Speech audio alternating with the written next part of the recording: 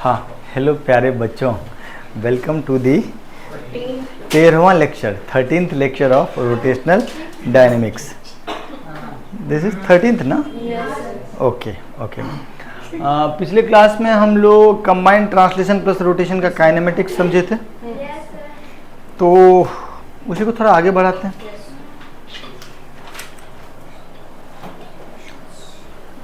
तुम आ गए हो,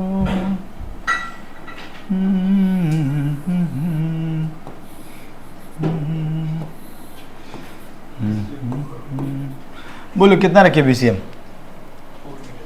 4 मीटर पर सेकेंड, ठीक है। और रेडियस बोलना 1 मीटर, ठीक, 1 metre.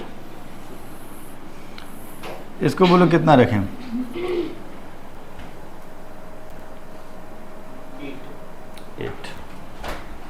8 metre per second. Find omega of the disc for pure rolling. Find omega of disc.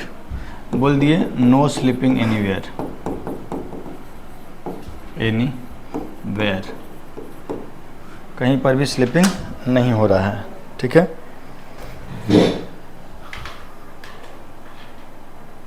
कर लिया होगा। इसमें कितना है ओमेगा? 4 रेडियन पर सेकेंड ना। ये तो बड़ा ही सिंपल है। हाँ, इधर कितना है? ओमेगा आर और प्लस वी। चूंकि ओमेगा ऐसा है ना एंटी क्लॉकवाइज सेंस में, तो यहाँ वाले पॉइंट को आर ओमेगा जो मिलेगा वो आगे की तरफ मिलेगा, हाँ है ना? ये क्लियरली समझ में आ रहा है कि नहीं? यहाँ से सेंटर ऑफ मास से आर वेक्टर बनाएंगे तो आर इंटू ओमेगा जो आएगा वो राइट वर्ड आएगा। और नीचे में कितना है? 8। स्लिपिंग नहीं होना चाहिए, इसके लिए क्या हो? ओमेगा आर प्लस वी बराबर 8। आर कितना है? 1 और वी कितना है? 4, दैट इज 8। तो ओमेगा का वैल्यू हो गया 4। यस और नो? बोलो। रेडियन पर सेकेंड। एगो ढंग का क्वेश्चन था, थोड़ा बता दो।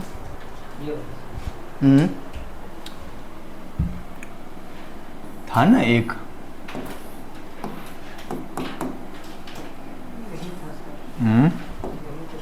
क्या क्या क्या था उसमें? ये एक डिस्क है ना, या पुली कह लो। कितने से जा रहा है? ओमेगा से, क्लॉकवाइज सेंस में, है ना। और इसका रेडियस भी आर है और इसका भी रेडियस आर है और ये भी, हाँ, और VCM से जा रहा है। तो फिर पूछा क्या? नहीं, बस वही पूछा कि VCM क्या होगा। फाइंड VP इस पॉइंट का P है ना? नहीं, उस 8 डिस्टेंस दूर ये नहीं, उधर ये, हाँ, वो भी। हाँ, और ये CM। Find VCM and VP। No slipping anywhere, no slipping anywhere, है ना? कैसे करेंगे सर?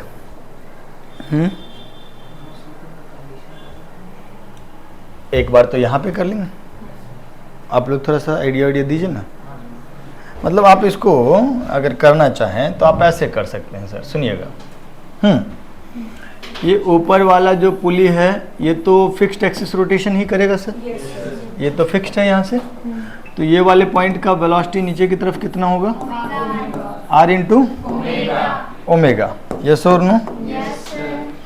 और यहाँ पर इसके बगल में जो रस्सी है, ये जो रस्सी है, ये नीचे की तरफ जो आएगा उसको बोल देते हैं V1, जो कितना होगा?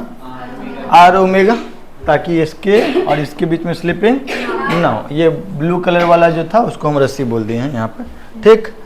और अब यहाँ पर जो है ये वाला, इसका सेंटर ऑफ मास का वेलोसिटी को बोल देते हैं VCM, और इसका भी एंगुलर वेलोसिटी ओमेगा ही दिया हुआ है सवाल वाला। तो ये जो बॉटम मोस्ट पॉइंट है इसका, माने लेफ्ट मोस्ट पॉइंट कह लो, ये VCM इसका किधर होगा? नीचे। और आर ओमेगा किधर होगा? ऊपर की तरफ ना? पक्का? यस तो आर ओमेगा ऊपर, इसका भी रेडियस आर ही दिया हुआ नहीं। अब यहाँ और यहाँ के बीच में स्लिपिंग नहीं हो, नहीं, इसके और इसके बीच में स्लिपिंग नहीं हो, उसके लिए हम लोग क्या लिखेंगे, V1 बराबर VCM माइनस आर ओमेगा। ये V1 और ये वाला पॉइंट का वेलोसिटी दोनों बराबर होना चाहिए। V1 की जगह पे वैल्यू कितना रख देंगे हम लोग, आर ओमेगा बराबर VCM minus R omega. So VCM बराबर कितना होता था, 2R ओमेगा। कोई दिक्कत, कोई परेशानी? तो VCM तो आ गया।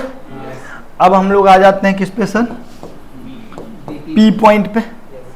तो P पॉइंट को सेंटर ऑफ मास के मोशन की वजह से तो एक वेलोसिटी नीचे मिलेगा ही, VCM, सही कि गलत? और प्लस ओहो, प्लस ये जो ऐसे रोटेट कर रहा है उसकी वजह से आर ओमेगा किधर मिलेगा, तो प्लस आर ओमेगा भी हो गया इसका, है ना? तो Vp का वैल्यू क्या हो जाएगा, VCM plus R omega. VCM कितना आया था, 2R ओमेगा। तो 2R omega plus R omega that is, कहो हाँ, कोई दिक्कत तो नहीं है? पक्का? आगे बढ़े, जो लिख लो।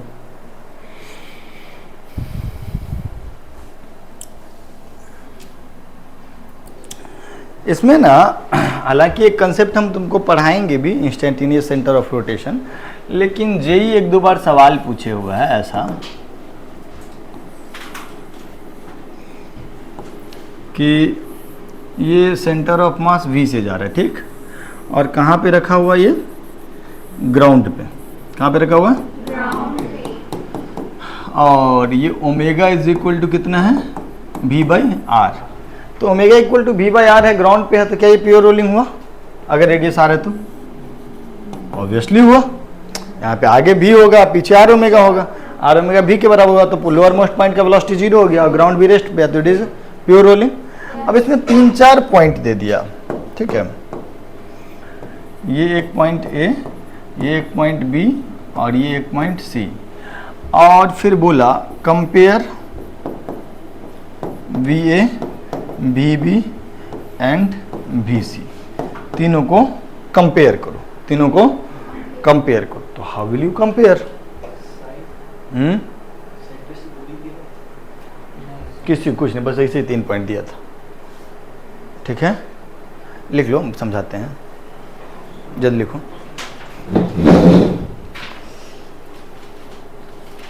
हाँ जी सर, सुनिएगा मेरी बात। ऐसे सवालों को करने के लिए एक कंसेप्ट हमको सीखना होता है, that is called ICOR। Full form होता है इसका इंस्टेंटेनियस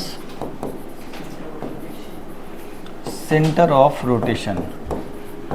बेसिकली जानते हो इसका असली जो वर्ड है वो ICOR नहीं है, बल्कि है IAOR, माने इंस्टेंटेनियस एक्सिस ऑफ रोटेशन।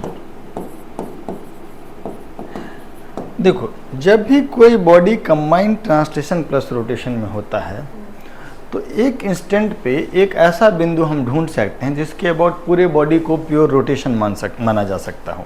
हम क्या बोले कि एक बॉडी जो है वो क्या है, कंबाइंड ट्रांसलेशन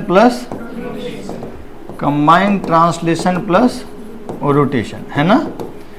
इसको आप इक्विवेलेंटली मान सकते हैं प्योर रोटेशन अबाउट ICOR या IAOR। मेरा बात समझिएगा, सुनिएगा। जैसे कि अभी वाला सिचुएशन था, ठीक है, अगर हम आपसे पूछते कि इस पॉइंट का वेलोसिटी बताओ, जो एकदम लोअर मोस्ट पॉइंट है, जो कांटेक्ट पे है, इसका वेलोसिटी बताओ, तो VCM इसका आगे होता और R ओमेगा पीछे होता, और चूंकि VCM और R ओमेगा बराबर है, R ओमेगा V के बराबर है, तो इस वाले का नेट वेलोसिटी जो हो जाएगा वो क्या हो जाएगा, 0। तो this lower most point is instantaneously at rest. Instantaneously at rest का क्या मतलब हुआ, इस पर्टिकुलर क्षण पे, इस पर्टिकुलर इंस्टेंट पे, ये पूरा का पूरा इस पर्टिकुलर इंस्टेंट पे इसका जो लोअर मोस्ट पॉइंट है वो रेस्ट पे है। जो पॉइंट रेस्ट पे हो उसको अगर मैं हिंज कर दूं तो कोई समस्या उस समय के लिए, सिर्फ उस इंस्टेंट के लिए। जो रेस्ट पे है, रेस्ट का मतलब क्या हुआ कि it is hinged, it is hinged जैसा बिहेव कर रहा है। तो मैं at this particular instant I can assume this complete body to be hinged about this point or this axis, yes or no? This point will be called instantaneous center of rotation and this axis will be called instantaneous axis of rotation. Although this complete body is in combined translation plus rotation, but for this instant this body is hinged about the lowermost point, or you can say this complete body is in pure rotation about this axis at this instant. इस instant के लिए, इस क्षण के लिए lower most point को अगर बांध भी दे तो कोई दिक्कत नहीं है, तो पूरा का पूरा बॉडी इस पॉइंट के अबाउट मूव करेगा। अरे हाँ है ना? तो इस पॉइंट के अबाउट अगर मूव करेगा तो बहुत सारे हैं, ए, बी और सी, ठीक है। अब प्योर रोटेशन है तो वेलोसिटी जो होता है प्योर रोटेशन में क्या होता है, आर इंटू ओमेगा। तो मान लीजिए ये एक्स, ये ए है, ये एक्स ए है, तो इसका वेलोसिटी इधर की तरफ हो जाएगा वी ए, जिसका वैल्यू हो जाएगा एक्स ए इंटू ओमेगा। इस पॉइंट का वेलोसिटी इधर की तरफ हो जाएगा वी बी, जो कि हो जाएगा एक्स बी इंटू ओमेगा। इस पॉइंट का वेलोसिटी इधर की तरफ हो जाएगा बी सी, जो कि हो जाएगा एक्स सी इंटू, कोई दिक्कत? अब ओमेगा तो चूंकि पूरे रिजिड बॉडी का सब जगह से के लिए सेम ही है, तो फिर हम लोग क्या कहेंगे कि जिसका दूरी ज्यादा उसका वेलोसिटी भी ज्यादा। तो हम लोग क्या लिखेंगे, V C is greater than V B is greater than V A. हाँ ना बोल? तो एक नया चीज तुमको सीखने को मिला, यस और नो? लेकिन ये पॉइंट पहचानना या वो एक्सिस पहचानना ये अपने आप में एक कठिन काम है। पहले इसको लिखो फिर हम आगे बताते हैं, जल्दी जल्दी। ये हम लिखाए थे, ठीक, ये लिखाए थे, इसका पहचान भी हम अभी बताएंगे तुमको। आइडेंटिफिकेशन ऑफ ICOR, आपने इसको भी लिख लिया। तो थोड़ा सा ICOR पे चर्चा कर लिया जाए, पहचानने का नियम। नहीं, क्या पहचानने का नियम? ICOR पहचानने का नियम। ICOR पहचानने से फायदा क्या होगा? कंबाइंड ट्रांसलेशन प्लस रोटेशन को हम कन्वर्ट कर देंगे प्योर रोटेशन में।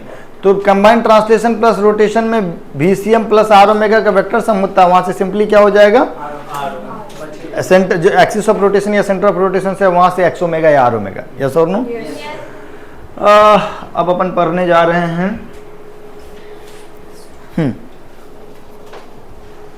ICOR का पहचान, आइडेंटिफिकेशन ऑफ ICOR। सुनो मेरी बात,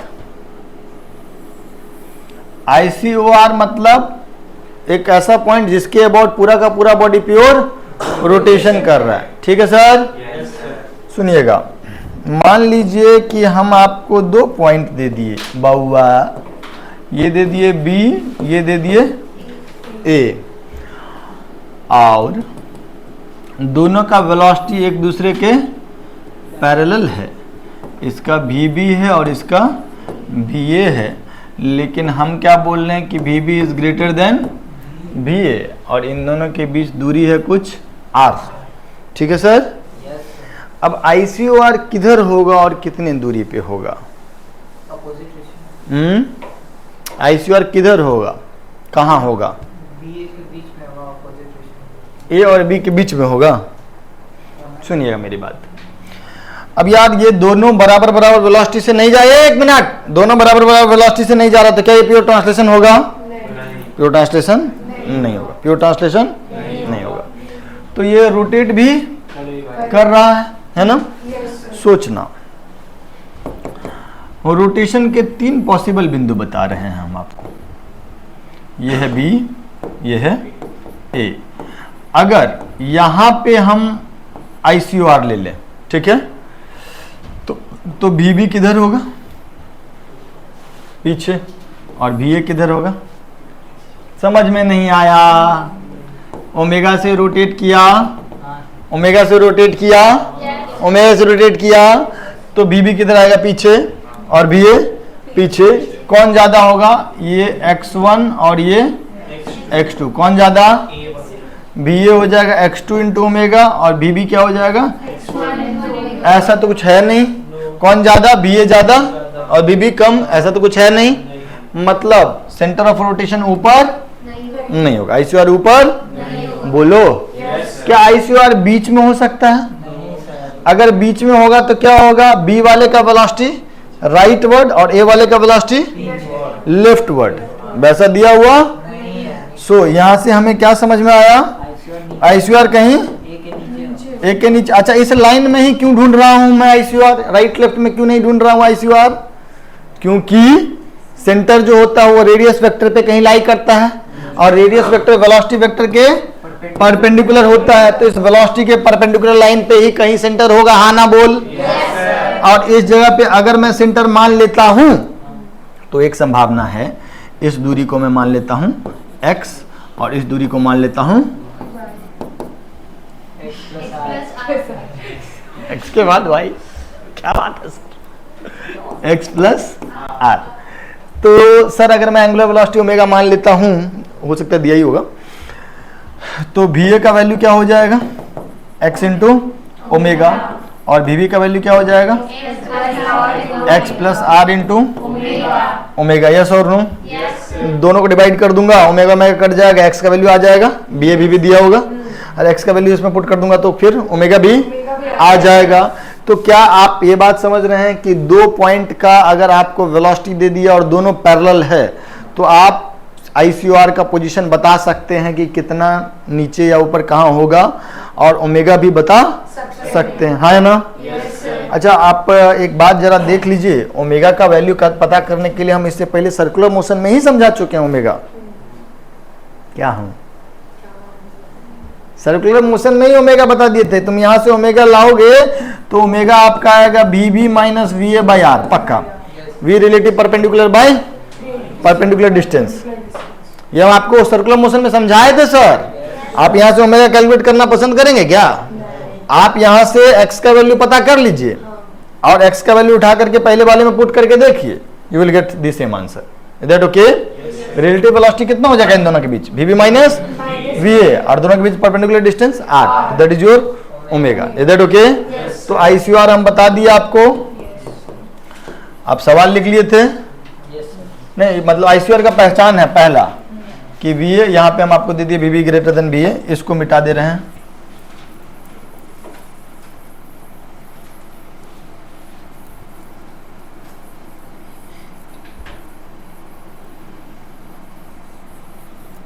ठीक है सर, जल्दी जल्दी जल्दी आईसीआर पहचान लिए, फिर और 2-3 करेंगे। ओके,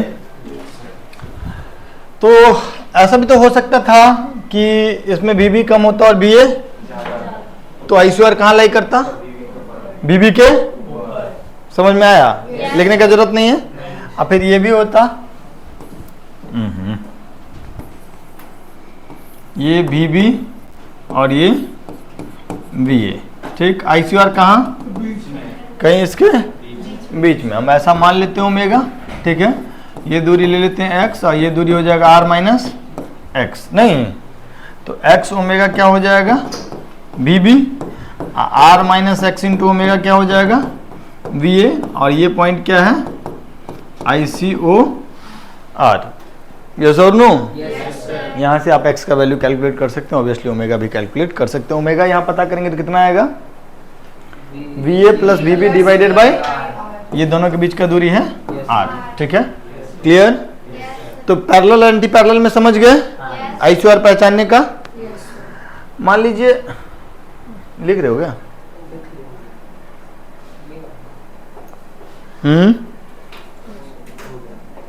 हो गया, ठीक है।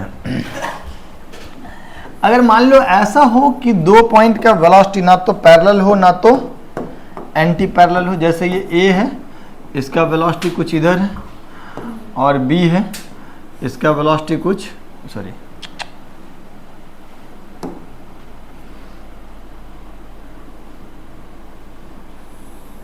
इधर बी बी, ठीक है। तो ICOR कहाँ लाई करेगा? थोड़ा सा रुको।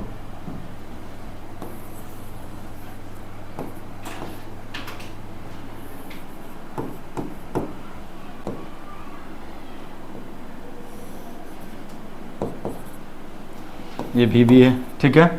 अब एक बात बताओ, इस VA के परपेंडिकुलर कहीं ना कहीं ICOR लाई करेगा? VA के परपेंडिकुलर ही ना कहीं R वेक्टर होगा, यस और नो? और VB के परपेंडिकुलर ही ना कहीं R वेक्टर होगा, बोलो। ये 90 डिग्री और ये भी थोड़ा सा ये ऐसे बना लेते हैं। अब 90 डिग्री लग रहा होगा थोड़ा, ओके। तो ये कह रहा है VA कि आई सेंटर कहीं इस लाइन पे लाई करेगा, और ये VB क्या कह रहा है कि सेंटर कहीं इस लाइन पे लाई करेगा। नहीं, तो असल में कहाँ लाई करेगा?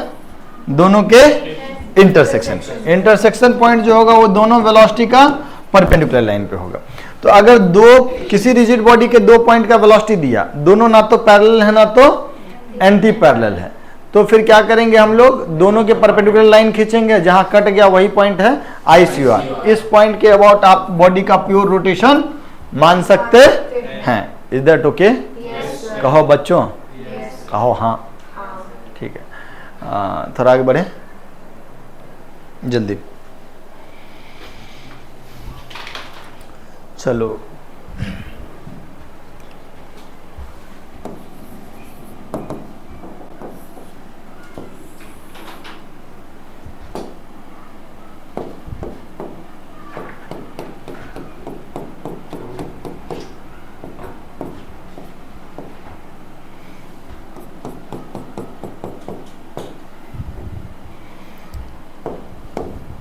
बच्चों, 2 परपेंडिकुलर वॉल हैं।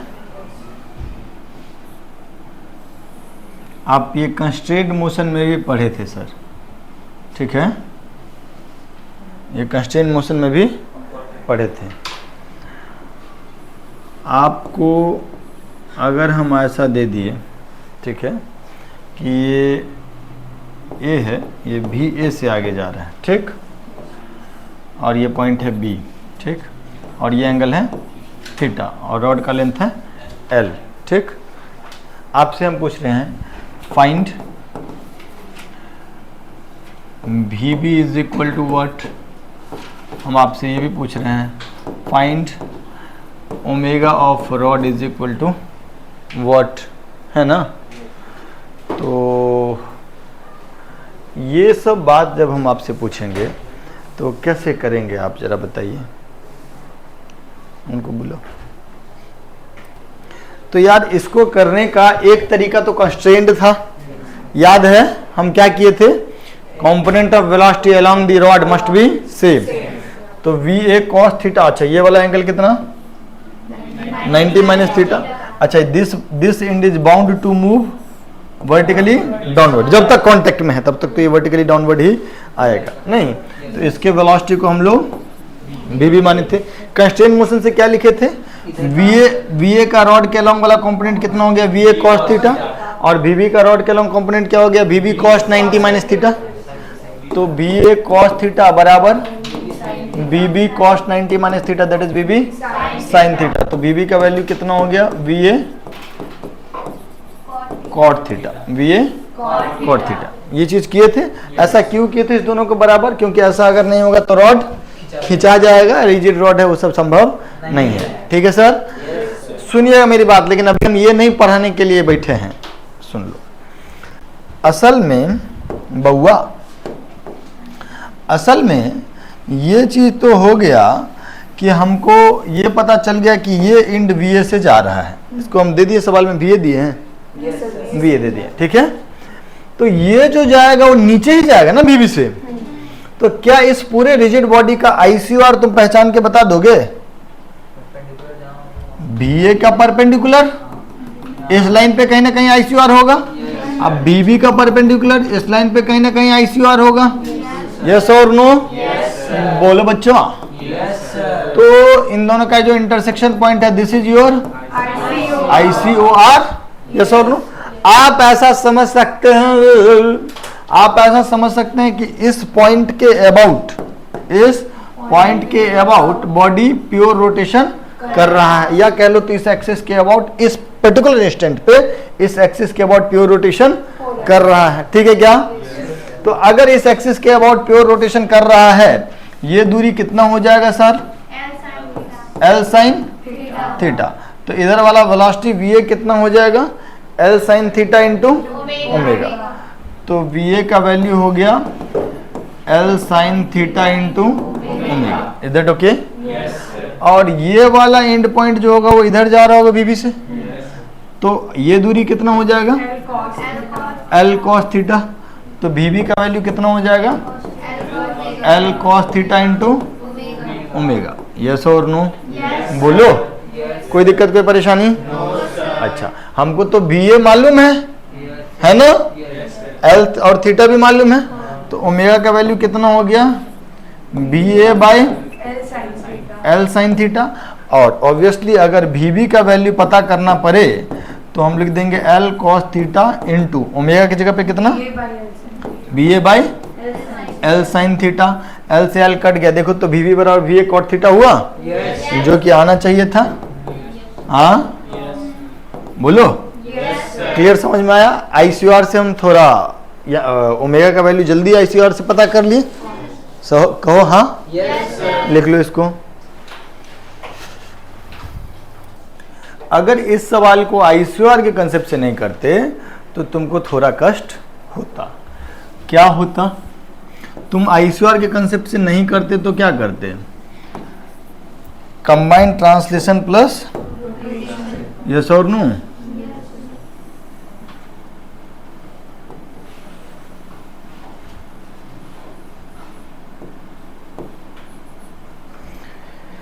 हाँ, ये एंगल थीटा है, ये दूरी L, ये रॉड का लेंथ L है।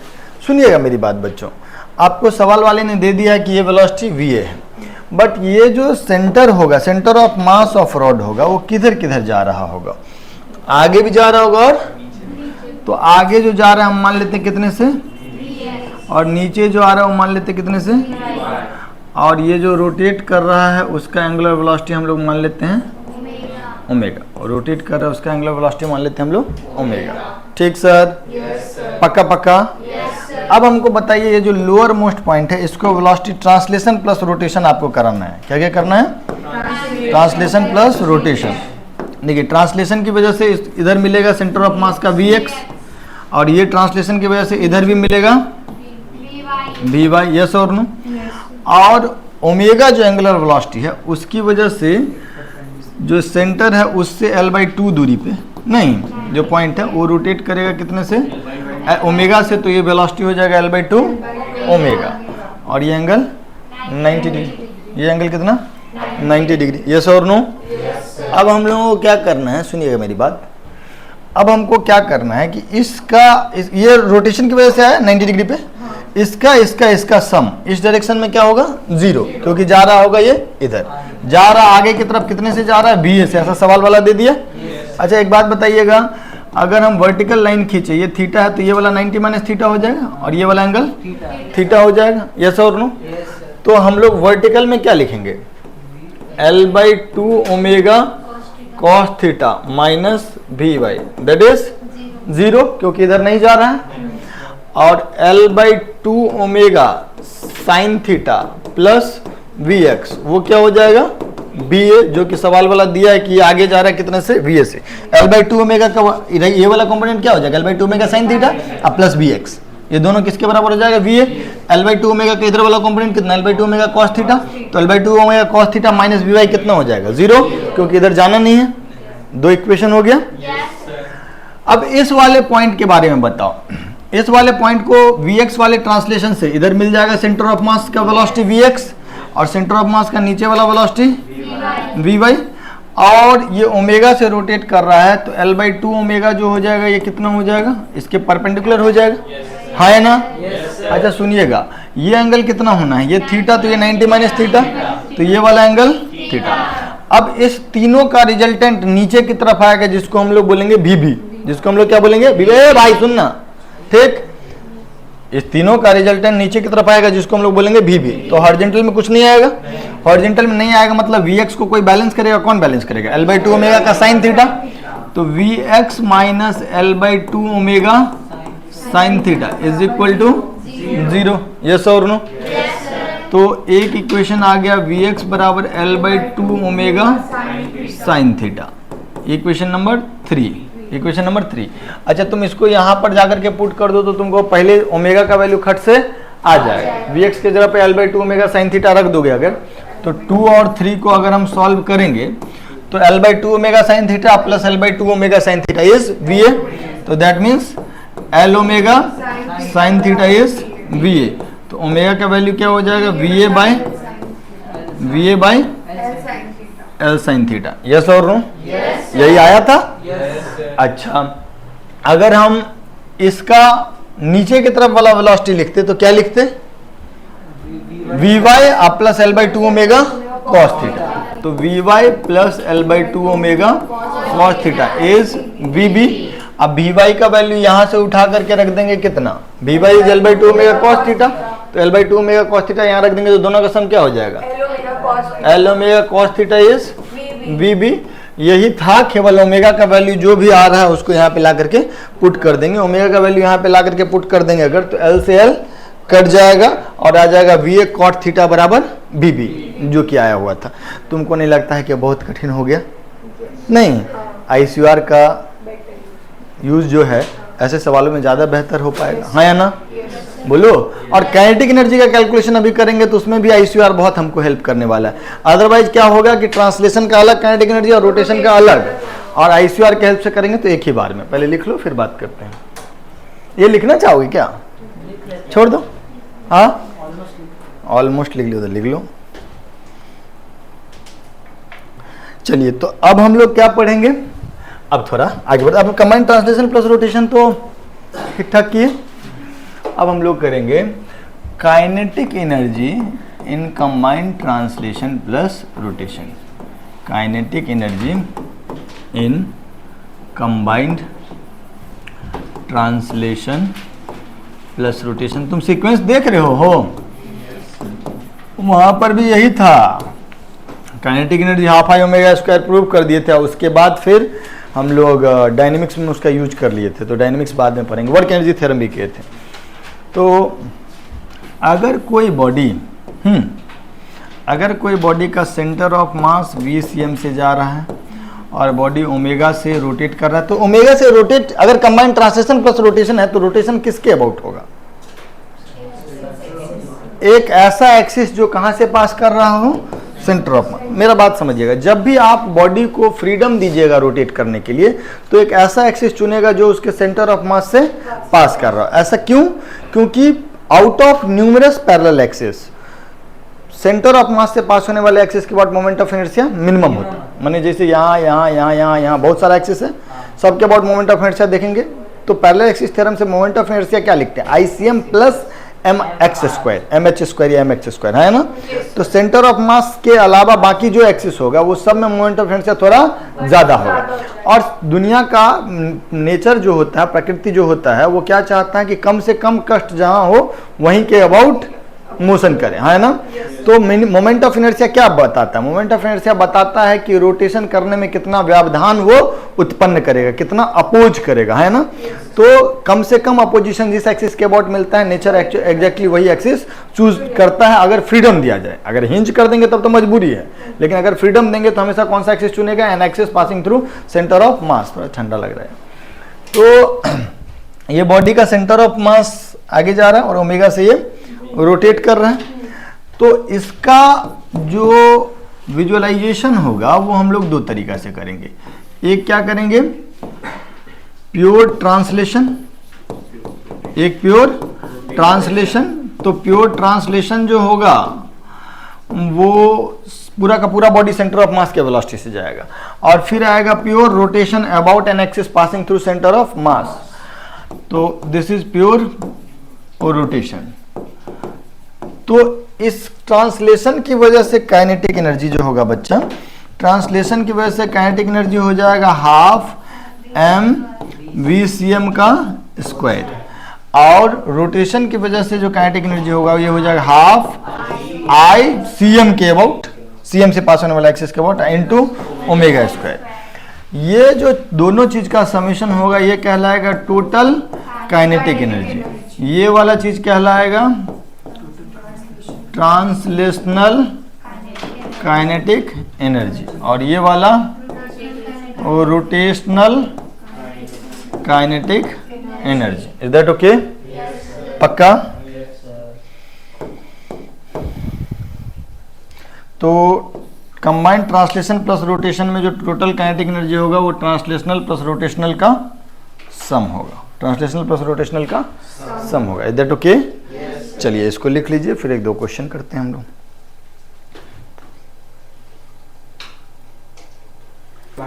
चलो सुन ना, दो तीन खाली ये कर दो ना। सारा प्योर रोलिंग कर रहा है, ठीक, ऑन ग्राउंड, V से और ओमेगा ऐसा है, ग्राउंड पे है।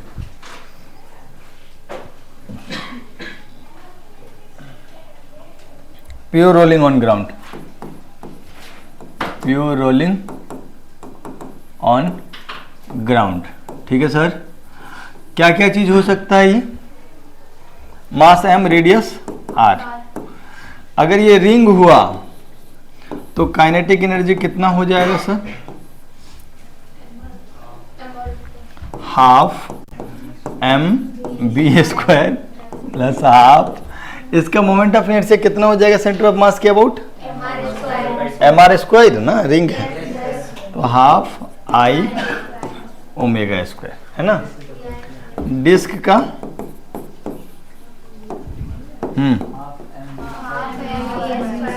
Half m plus half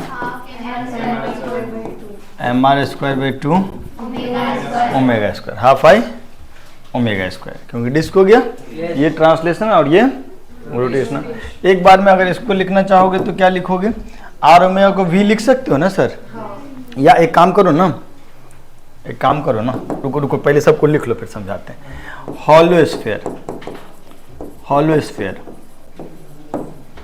half mv square plus half 2/3 mr square into omega square. A solid sphere half mv square translational kinetic energy, half rotational कितना 2/5 mr square into omega square. नहीं, अब हम एक बात समझाना चाह रहे, सारे लोग पेन नीचे करो।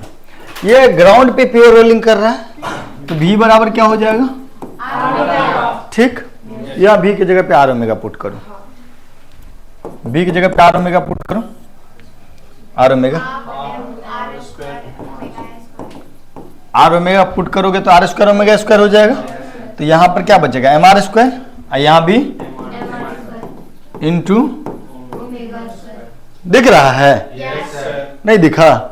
आर स्क्वायर ओमेगा स्क्वायर, यहाँ भी आर स्क्वायर ओमेगा स्क्वायर, तो mr स्क्वायर दोनों जगह पे रख लिए बीच में, ओमेगा स्क्वायर को बाहर कर लिए। ये चीज क्या है? ये क्या है? Half I about ICOR into omega square. ICOR कहाँ अलाई करेगा? यही ना? कहानी से सीख क्या मिली? ट्रांसलेशन प्लस रोटेशन कर लो या प्योर रोटेशन अबाउट, तो सीधे रोटेशनल काइनेटिक एनर्जी कर लो। हाफ आई ओमेगा स्क्वायर होता है ना रोटेशनल काइनेटिक एनर्जी, लेकिन अगर प्योर रोटेशन हो गया ICOR के अबाउट तो काइनेटिक एनर्जी कितना हो जाएगा? Half I into ICOR into omega square. देखो तो ये ICOR के अबाउट मोमेंट ऑफ इनर्शिया है, यहाँ के अबाउट क्या हो जाएगा? mr स्क्वायर अब प्लस mr स्क्वायर, यस और नो? तो डायरेक्टली ट्रांसलेशन प्लस रोटेशन करने के बजाय simply half I about ICOR into omega square, translation plus rotation नहीं करो, सीधे प्योर रोटेशन ले लो। किसके अबाउट? ICOR के अबाउट। क्लियर है? सुनिएगा, इस दोनों में यहाँ पे भी equal to R omega put करो तो यहाँ पे हाफ, देखना mr स्क्वायर हो जाएगा, और यहां पर क्या हो जाएगा? mr square by into. अब देखो ये जो है 3/2 mr² हुआ। डिस्क के लिए यहाँ के अबाउट मोमेंट ऑफ इनर्शिया क्या होगा, इसके अबाउट mr²/2, इसके about mr²/2 plus mr², that is 3/2 mr²। तो ये चीज जो आया ये क्या हो गया, आई अबाउट ICR, तो half I about ICR into ω²। Similarly यहाँ पे आर ओमेगा पुट करो 5 तो ये कितना आ जाएगा, half mr² plus 2/3 parallel axis theorem का चीज दिख रहा है तुमको, यहाँ के अबाउट 2/3 अब प्लस mr² कर देंगे तो 2/3 mr² plus mr², that is ये total moment of inertia about ये है ना, इनटू कोई दिक्कत कोई परेशानी सर? पक्का? अब सिमिलरली ये 1 + 2/3 दैट इज 5/3 हो जाएगा। सिमिलरली यहाँ पे 1 + 2/5 दैट इज 7/5 हो जाएगा। यहाँ पर भी अगर तुम लिखोगे तो हाफ इंटू 7/5 mr² डायरेक्टली लिख लें इंटू ω²। तो कहानी से सीख क्या मिली, अगर हम लिखते हैं combined translation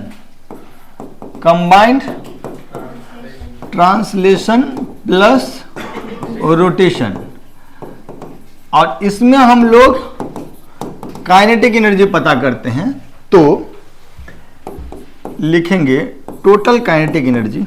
total kinetic energy क्या लिखेंगे, translational kinetic energy plus rotational kinetic energy, या फिर rotational kinetic energy about centre of मास, ये इस तरीके से लिखो, या रोटेशनल काइनेटिक एनर्जी अबाउट बातिया इज सेम। क्लियर है क्या बात? पक्का? जल्दी लिख लो सर। ये वाला पेज लिखना चाहेंगे क्या? प्योर रोलिंग ऑन ग्राउंड है। नेक्स्ट पेज में क्या है, वही ना कि काइनेटिक एनर्जी जो ट्रांसलेशन प्लस रोटेशन है उसमें क्या होगा, एक सवाल करा देते हैं एक दो।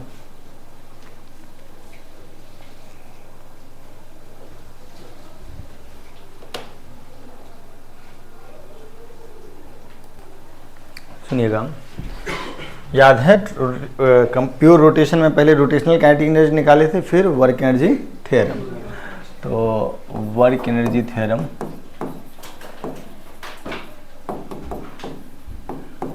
and its application in combined translation plus rotation।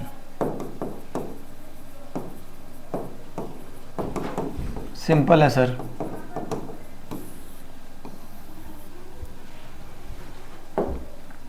सवाल के थ्रू समझते हैं।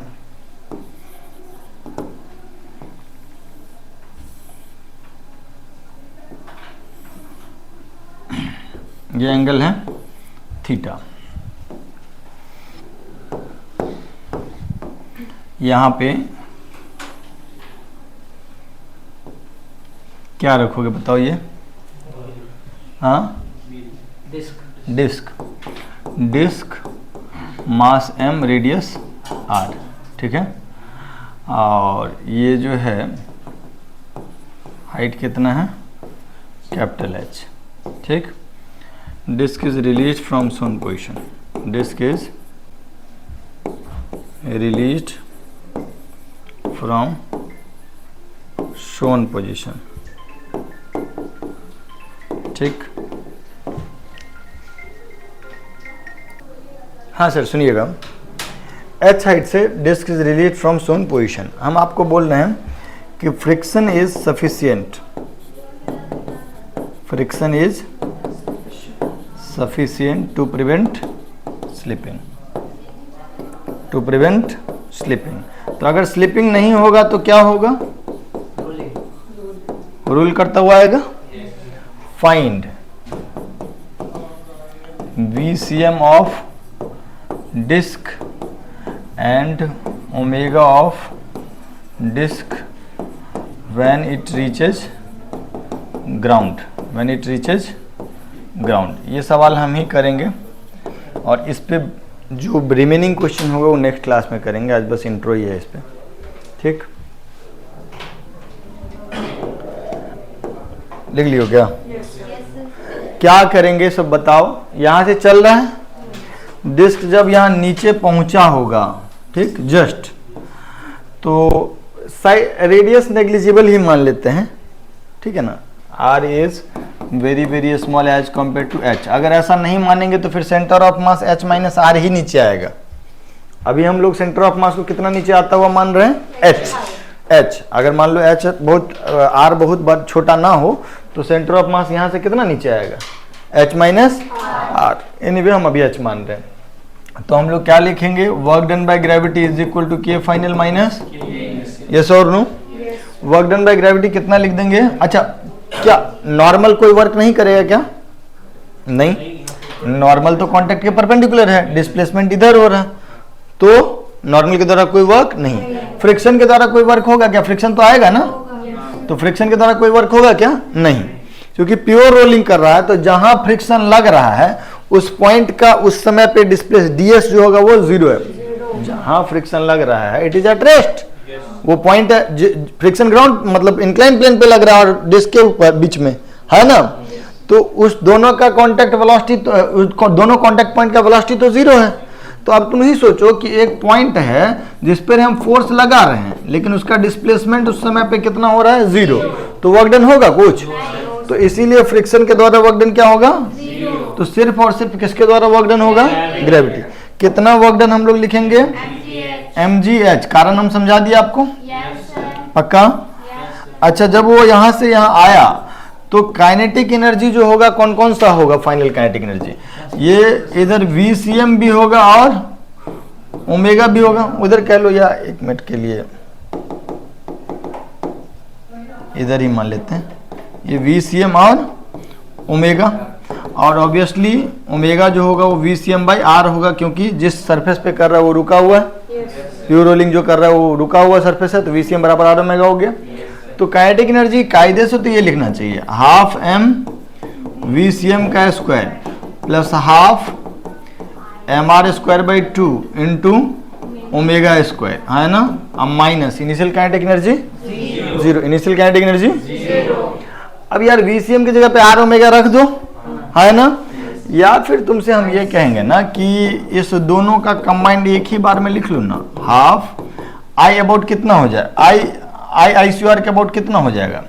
3/2 mr स्क्वायर होगा ना, इसके अबाउट mr स्क्वायर बाई 2, यहाँ के अबाउट 3/2 mr स्क्वायर, तो सीधे आई अबाउट आई सी आर लिख लो इंटू ओमेगा स्क्वायर, या फिर नहीं तो VCM की जगह पे आर ओमेगा रखो, बात सेम ही होगा, ठीक।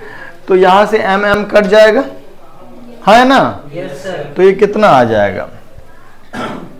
आर ओमेगा का वैल्यू हो जाएगा 2 दूना 4/3 ना, तो R omega is equal to √4gh/3। R omega is equal to √4gh/3, yes और नो? तो ये आर ओमेगा हो जाएगा VCM का वैल्यू, आर ओमेगा हो गया, और ओमेगा का वैल्यू कितना हो जाएगा? 1/r into √4gh/3। कोई दिक्कत, कोई परेशानी? पक्का? लिख लो।